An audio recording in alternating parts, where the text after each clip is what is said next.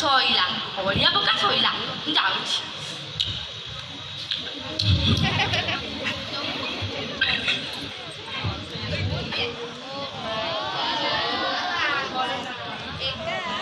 আরে দেখো তো কেତେ ସୁନ୍ଦର ଜାଗା। ଏ ମନ୍ଦିରକୁ ତ ଦେଖ, ଏହାର ବର୍ତ୍ତମାନ ସ୍ଥାପତ୍ୟ କହିଦେଉଛି ଏହାର ଇତିହାସ କେତେ ଉନ୍ନତ ଥିବ। ହଁ, ସେଇ ସମୁଦ୍ର କୂଳିଆ ଦୃଶ୍ୟ ଇଚ୍ଛା ହେଉଥିଲା ରାତିଟା ସେଇଠି କାଟିଦେବା ପାଇଁ। ଆଚ୍ଛା ସେସବୁ ଛାଡ଼, ଦେଖ ତ ଟାଇମ୍ କେତେଟା ହେଲାଣି।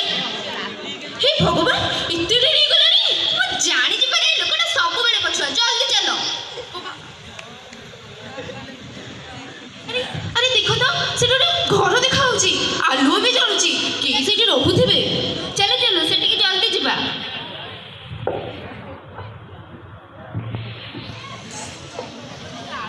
ଓହୋ, ଏତେ ରାତିରେ ପୁଣି କିଏ ଆଇଲା ବା? ମୁଣ୍ଡ ସବୁ ଖରାପ କରିସାରିଲେ। ଏତେ ରାତି ହେଲାଣି।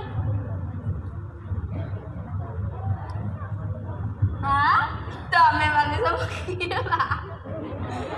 ଆଜ୍ଞା ମଉସା ପ୍ରଣାମ। ଆପଣ ଆମକୁ ଚିହ୍ନି ନାହାନ୍ତି, ହେଲେ ମଉସା ଏଠି ରାତିରେ ରହିବା ପାଇଁ ଜାଗା ମିଳିବ? ହଁ ନିଶ୍ଚୟ ମିଳିବ। ମିଳିବନି କଣ? ଆମ ଘର ପରା କେତେ ବଡ଼ ଯେ। ତମେ ଆସ, ରହିବା ଆସ। ମୁଁ କଣ ମନା କରୁଛି କି? ଆସ ଆସ ଆସ।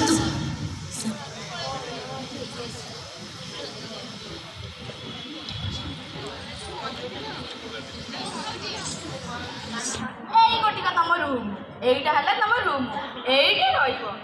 ଆଉ ମୁଁ ଯାଉଛି। ଆଜ୍ଞା ମଉସା। ଆରେ ହେ, ମୁଁ ତାଙ୍କୁ ଅସଲ କଥାଟା କହିବାକୁ ଭୁଲିଗଲି।